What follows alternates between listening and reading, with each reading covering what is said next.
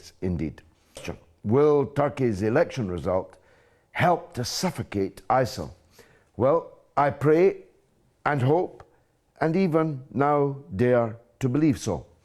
Because Erdogan, the president of Turkey, and his AKP, whom I long admired and who did for a long time a very good job for Turkey, especially in the economic sphere, but also in lightening the load on the Muslims in Turkey who had long suffered a kind of secular dictatorship which precluded them worshipping in the way that they wanted to do. Erdogan's reforms in that regard were absolutely admirable.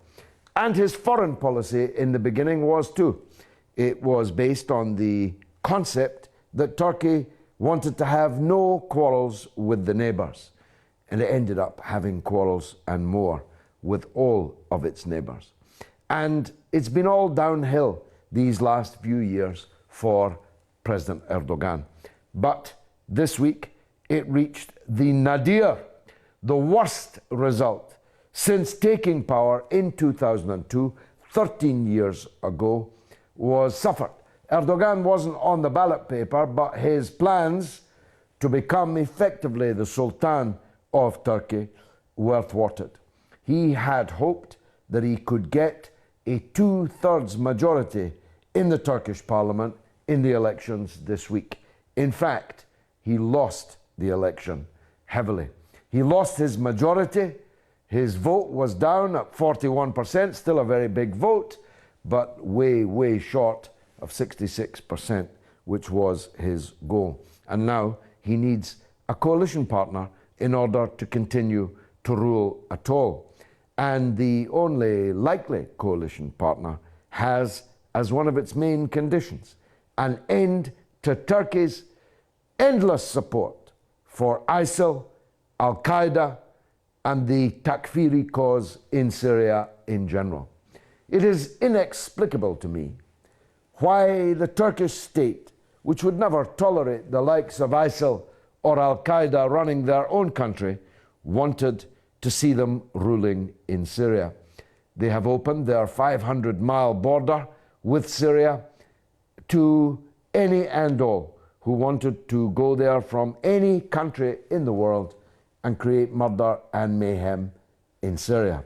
And murder aplenty there has been. Mayhem almost beyond description has been the result. Turkey has been the absolutely essential conduit for all of Al-Qaeda and ISIL's murderous rampage over this last 4 years and more. And it looks like Erdogan, if he wants to continue in power in Turkey and needs a coalition partner, he's going to have to climb back from Turkey's role in the war, which may prove very significant indeed. At least I pray so, and I hope so.